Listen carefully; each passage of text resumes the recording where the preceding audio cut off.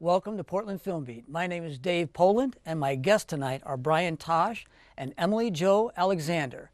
They're here to talk about their film, Bridgetown. Hey, Thanks for coming. Thank you so much. Thank you for coming here. Okay, let's get started with you. Brian, where did you train? Where did I train? Actually, I first attended the Academy of Art University.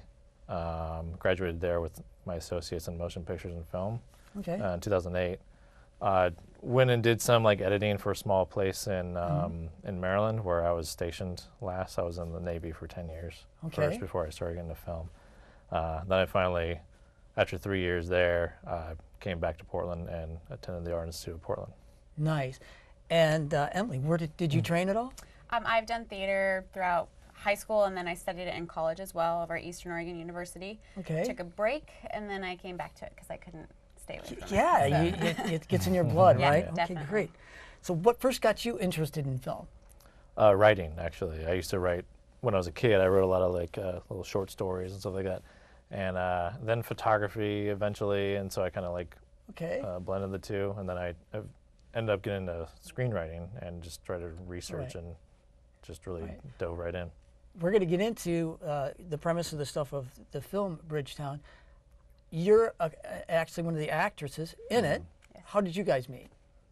On set, actually. Yeah, we met. Short. Yeah, we met on another short. And then I was asked last minute to play a part in another short that was filming the following weekend, and he was actually the DP. Yeah, the DP on that one.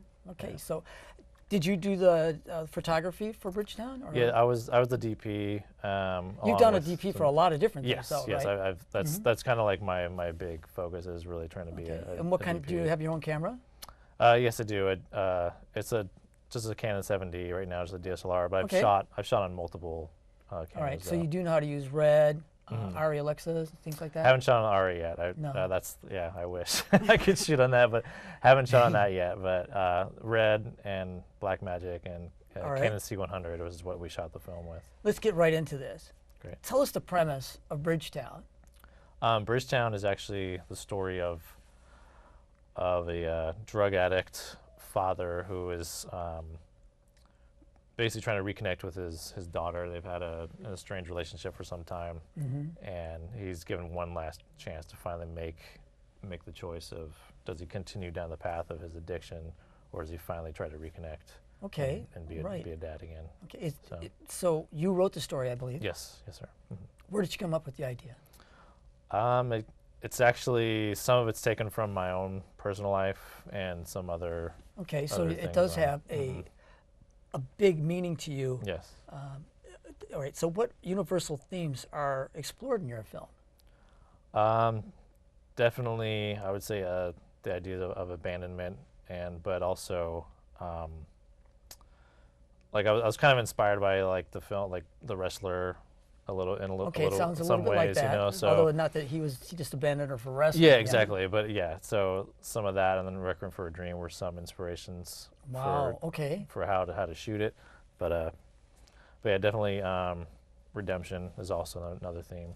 Okay, I would say great. So those films did have a. How many films have you made? This is my first this is probably my biggest one that I've made. I've shot a lot of like really small stuff, but as far as being a writer-director, this is my biggest one that I've done. So. Did you edit it as well? No, I did not. I wanted to. I made sure that I kind of wanted to separate myself because I was already too close to the subject matter. So I really want to have someone have fresh eyes on it. And I think that's a good idea. Actually, there's a lot of directors. I mean, I've edited a lot of my own things just because I didn't have anybody else to do it. Yeah. But I think it's good to do that because, of course, you get the final cut. But yeah, exactly. letting somebody else look at it, they see a different film. Yeah, I read this thing one time that actually actors, directors, writers are all craftsmen, but the finished product, the film, is art. Yeah. And I really like that interpretation of it because you put together all these people and it actually creates a better product, I think, when you have all these other. That's exactly how I felt about Bridgetown. It was just a good mix of all these great people coming together, and it's just everything really fit really well for it. So you wrote Bridgetown. What other screenplays have you written? I do have a feature that I've written. That was actually my first feature that I wrote actually when I was at the Academy of Art. I wrote this like 120-page like sci-fi, you know, total like silly action adventure about a kid. But you want to make it. I would love to make it. Yeah, it's a fun little thing. Don't call it a silly action adventure. You want to make it. Yeah, man, right? I mean, yeah, I would love to. I actually sent it to a reader because I was part of the process. We had to send it to an actual script reader, and got some really good feedback for it. So that actually Bridgetown was the idea was conceived as a feature first because there was so many other characters, so many more elements that I wanted to touch on. And so many different parts of Portland that I want to touch on too. So, but I had to truncate it down to like, so I just picked the essential elements and a few characters to fit in there. Since we're talking about writing, when you write, what process do you follow? And I ask all my writers this, because a lot of people lay out the cards. I myself, I write the story. I write the beginning, the middle, the end, and it fills in. The characters start talking to me. How do you approach it?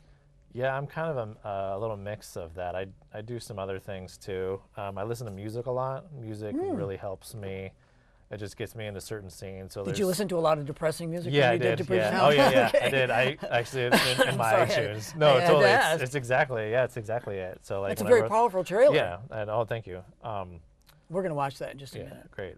Yeah, so the process was I listened to a lot of music, and even in my iTunes there's a playlist of like just downer music. So. Let's talk to you for a second. When you got picked for this part, how did you prepare for it?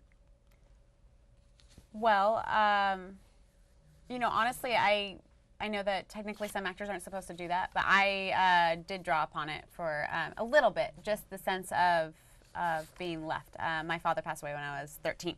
So just, that's pretty hard, though. Absolutely. So I did have some sense of not necessarily abandonment, but being, you know, left and alone. Left behind. So yeah, exactly. So that was a little bit of it. I talked with Brian. Well, I watched it. You're got a very powerful performance just in a little bit of the trailer that we see you in. Oh, thank you so much. I appreciate that. I did talk with Brian, you know, about what he went through, and definitely took some of that in. And I definitely listen to music as well. Yes. You guys are plugged into the same iTunes at the time? So just definitely, you know, listening to his story and really thinking about what that might feel like. Okay. Wow, that's great.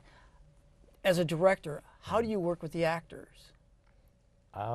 That's a tough question. It's a tough question. I really like the collaboration of film, so I really kind of like love to hear and see what they're going to do with it, and then I kind of just will, if I feel like they're going too far off course, then I'll kind of just bring them in. Okay. It was really a lot of pre-production. We did a lot of pre-production for this film, and we've actually like got some good feedback just based off the pre-production. Did you do a lot of rehearsal? We didn't do a lot of rehearsal. We did a couple table reads, really. That was about it.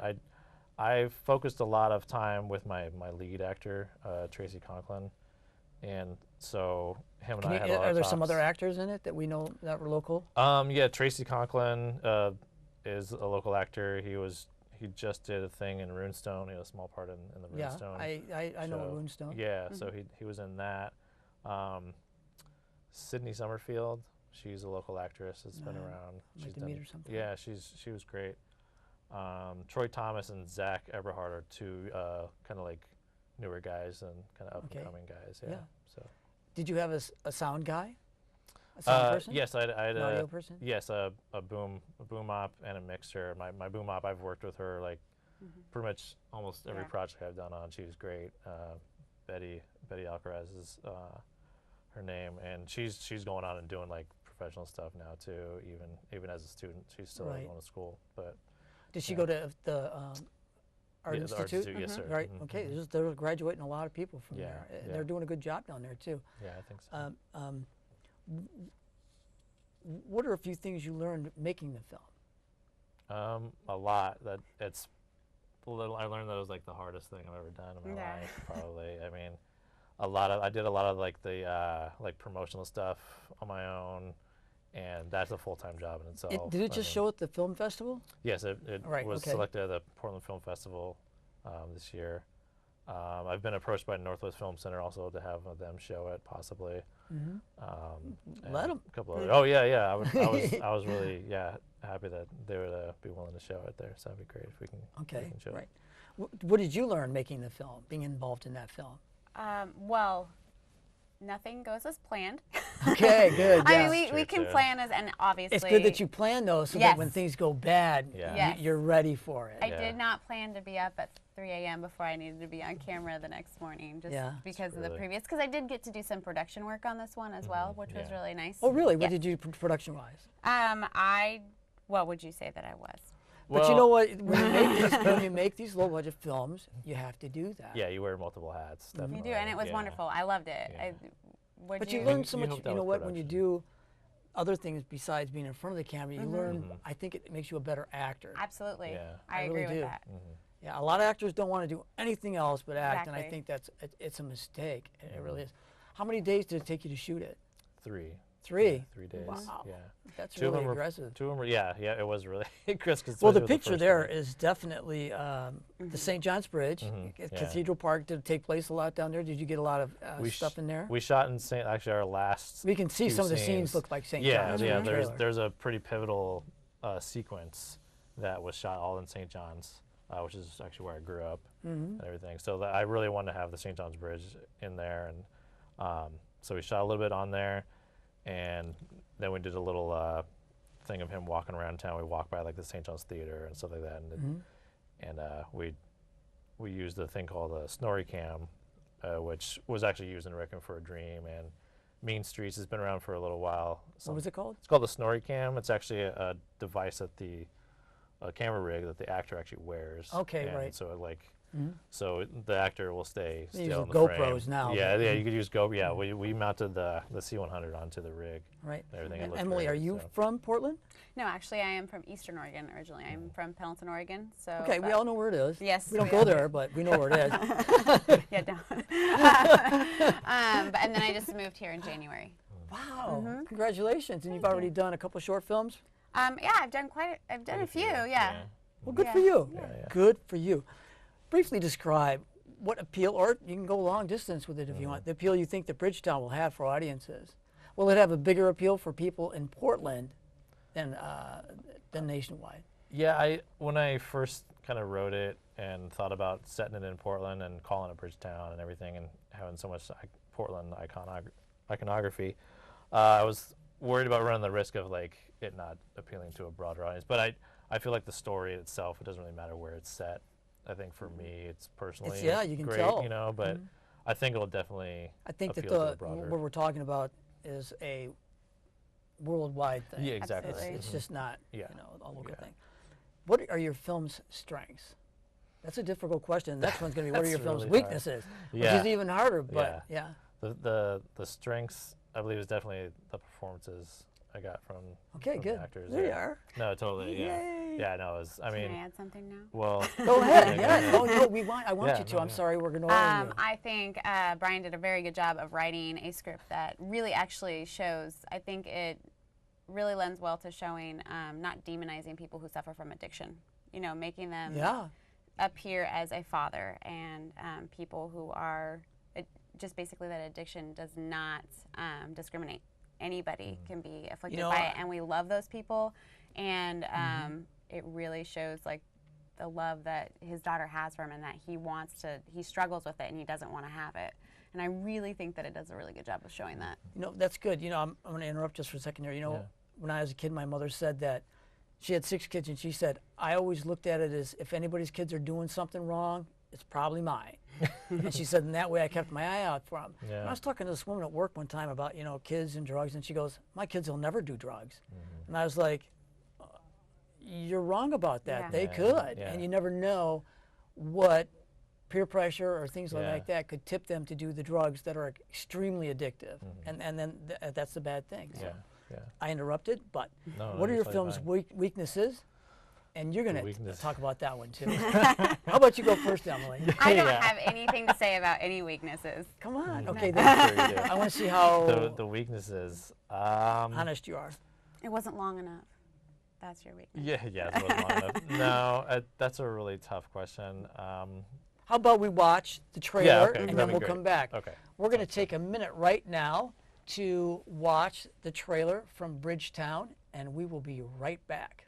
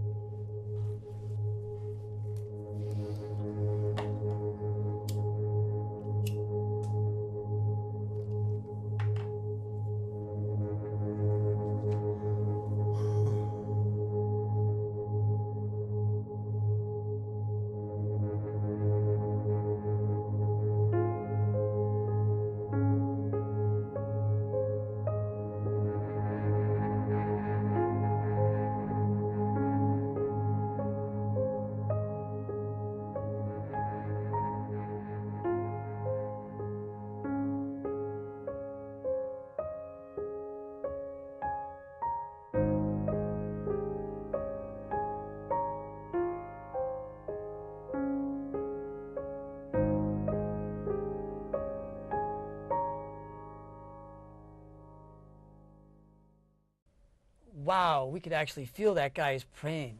Yeah, great job with that. Yeah, thank you. Really good job with that. Yeah, a lot of the credit goes to my editor too, Crystal Naylor, who edited the film and the trailer. She just like knocked it out of the park. Yeah. So Right, yeah, right, a lot right. of it goes to her. How does Bridgetown primarily distinguish itself from other work? Oh wow. I would say visually, for one, we do some different things with the camera that not a lot of people, would do, especially in like a student short kind of film. What else would you think would distinguish? That's a really hard That is question. a very tough question. That's a great question. I don't know. I think the subject matter too, for one, and that we try to, like Emily said, we try to keep it as human as possible and not try to I mean, some films in Hollywood that discuss addiction and whatnot kind of maybe go a little overboard, over the top with some of the things. And Right, so this is more about relationships exactly. No, than it is yeah. about the addiction. It's about how the addiction has affected the relationship Yeah, exactly. Yes, more sir. than it is about that. Yeah. What is your favorite part of filmmaking? Oh, geez, that's like asking me what's my favorite film kind of thing. It's like I love. I was going to every- ask that, too. Yeah, no, yeah. Every aspect, I love every part of it. Really. Okay. I'm sure there's more there's some that I like more than others, but just the whole collaboration and working together with really great people for a common goal. Right. It goes back to I really relate to being in the military, being on set is like a ship. The film is the ship, and you got to steer. Everybody's it got home to and steer the everything. boat, Yeah. go in the same direction. Yeah. Emily, what's your favorite part of filmmaking? I would say working with a group of people, like you were saying, that we're all working for one thing, for this finished product. So I really enjoy just the collaboration that occurs on set. Okay, great. And is there a least favorite part of filmmaking that you have, Emily? There has to be something that is not your favorite. Well, when things aren't like if I, as an actor, am told to do something and it's just not working, like that, that I get hard? frustrated. So Yeah. sometimes I'm just like, just give me a second, because it really bothers me because I want Did Brian give to. you a second? Good guy, Brian. There was nothing like that on a last film that I was on. We were trying to do an action sequence, and it wasn't like me falling Yeah, on the that wasn't ground. It wasn't working, and it was really frustrating. All right, cool. What's your least favorite thing about filmmaking? I know Like- you like it all, but there's got to be Yeah, something that's not your favorite. Yeah, I'd probably have to say the paperwork. A lot of it, too, That's a right? lot of it. Yeah, that's so that. But like I said, I had a great crew. And when I was on set, I didn't have to worry about anything really. Just what my job had to be was working with these guys, and it was crazy. Normally I feel like I have to do something else. I always have that in the back of my mind. There's got to be something else I have to do on set. But I mean, everything was already taken care of for me, and I didn't have to worry about a thing. That's it was great. crazy. That's great. Since you like to write, do you have a favorite screenplay? Oh, wow. Favorite screenplay? Chinatown. is a great one. Isn't That's it? kind of the I mean that's I don't think Roman Polanski wrote that. no, And he did directed not. it. I don't know He who did wrote it. direct it. Yeah, I believe William Goldman Okay. wrote it. Yeah, but yeah, Chinatown's one of those ones that you study too in film school. But. You probably don't read a whole lot of screenplays, do you? No, no. What's your favorite film then? My goodness. My favorite film? I can't answer that. There are so many different ones that I appreciate, and not necessarily just one film, but I'm looking at more performance also. So I watch it's like, performances too. you know, it's like maybe it's not my favorite film, but someone's performance may just really stand out to me, and I may really draw from that. Okay, who's your favorite director? There's quite a few. Scorsese, of course. I mean, he's pretty much my top one. I like Christopher Nolan, Spielberg. A lot. I mean, all the big names really can't go wrong with them. But Emily? Who's your favorite director? Can I just copy Brian's list? Go ahead. That's basically what it is. Right. If you got to be the assistant director to a director, and you can only name one, it has to be an A-list one. That's a really tough question. Which one? Wow. Assistant director. It would probably be Scorsese. Would it? Yeah. Oh yeah. Okay. Yeah, definitely. If you could be assistant director, since you've done production stuff now. Oh my gosh. Wow. You can say Scorsese too. No, I won't say that because that's just a cop out. Probably Spielberg. Okay, right. He does a great job too. I know that I've asked her what her favorite film is. Do you have a favorite film? I know you probably got a few. Yeah, there's a lot of them. I mean, there are plenty that I kind of like grew up with that I feel like really kickstarted me really getting interested. Like my mom was really into film, into movies in general, and she was like, before IMDb was IMDb, she was it pretty much. Like she knew all of them. She knew what everyone was in, and like I grew up with like Superman, the original Christopher Reeve film was huge in my house, and like The Last Starfighter, just like real iconic old 80s films. Okay. So a lot of those are still my favorites. Is there a certain genre or a common type of film that you're drawn to? Drama, yeah, I'm really into that genre. Yeah, I mean, I tend to write more drama than anything. So. And Emily, which kind of genre are you drawn to the most? What I like to watch or what I like to do. I usually lend itself to like to watch comedy just because I feel like life is. And plus, I think comedy is hard to do. I think it's hard to pull off and be genuine. Right. I think it's very difficult for some people, but apparently I do drama very well as far as acting. She does comedy really, really well, actually, too. So. Okay, I can see it.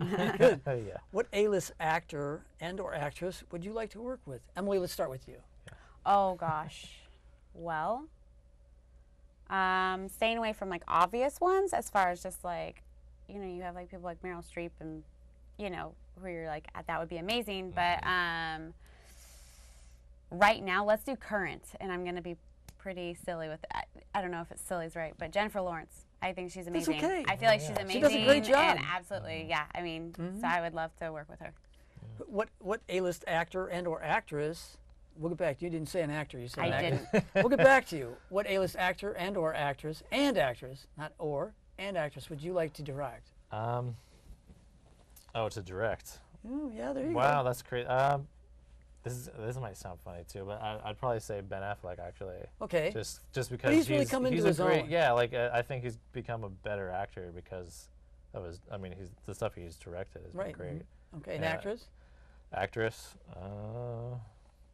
that's tough. Well, let's go to Emily's actress. Right, I'll An think of one. actor? Or actor, yeah. Yeah. Oh gosh. Honestly, I would. For some reason, I want to say Jason Bateman. Okay. Oh. I feel like he throws things off so naturally, and you just when I watch him, like it comes off so naturally. I don't understand how he does it. Did you come up with an actor? Yeah, I would say Actress. Charlize Theron. Yeah. Okay. Wow. Yeah. There's a very.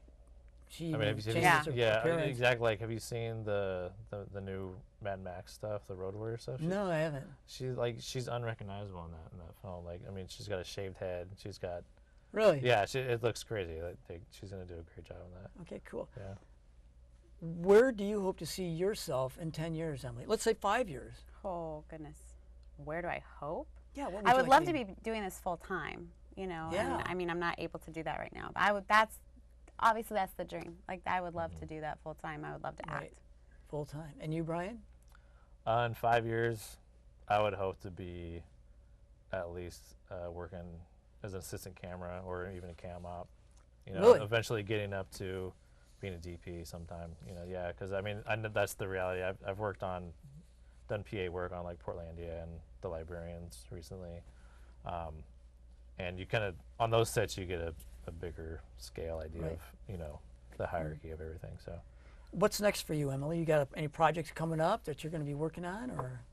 Well, as far as projects goes, I just auditioned for a feature that is actually titled Emily, by Ryan Graves. Yeah. And then, you know, that was my latest audition. The first director I worked with, her name's Emily Faye, and she actually has A lot of Emilys. I know. Oh, yeah. You guys attract each other. It's good. She actually has a film. The first short. I'm changing my name. I'm gonna be Emily next week. Her first short that I was in, called Goodwin House, is in the Oregon Independent Film Festival. It won Best Horror Short. Okay. So that's screening That's on the 20th. The film we actually met. Yeah, on. that was the first Okay. time we worked together. And together. then she has one that's in the works called Skeptic as well. Okay. And Brian, what's next for you? Basically just really pushing Bridgetown out there more. We have a documentary that we're kind of thinking about doing together. I've been approached to do some other PA work. There's a feature that's going to be coming to town called the Green Room. I might be I've heard of it. Yeah, I might be helping PA on that. So just depends. There's a few things out there going on. So we'll see. Okay, cool. Yeah. And is there anything you'd like to tell the audience about Bridgetown? Is there going to be any showings outside of it was at the film festival? Is it going to be at the Hollywood or the Clinton? Is there going to be at the Northwest Film Center? I want you to tell them. yeah. We want people to see the Yeah, show. Bridgetown. I've been approached by Northwest Film Center, so it may be showing at their film festival that I believe is the 41st annual Northwest Filmmakers Film Festival, and that is in October. So still waiting to hear back on that. So Film Center, if you guys are watching, we'd like to hear back about that one. And I do have plans to like throw Bridgetown online. So we have a plan, and hopefully we can get a good viewership online as well. And Emily, can they contact you if they want you through your email there? If they Absolutely. Want you? Okay. Absolutely. Feel free to contact. Okay. All right, we're getting close to running out of time here, and I want to thank everybody for watching Portland Film Beat. I want to thank Emily and Brian for joining me. It's been great talking about Bridgetown. I want to spend this time to thank Ellery Nelson, who helps set all this up. He does a lot of great work for me. A guy named Christo, who also works here at the studio. He does a lot of really good things for me. I want to thank my wife, Carol Poland, who is my executive producer, and we've been married for almost 30 years, and we still get along great, and she's my producer. Wow, it's exciting. Anyway, until next time on Portland Film Beat, shoot for the silver screen.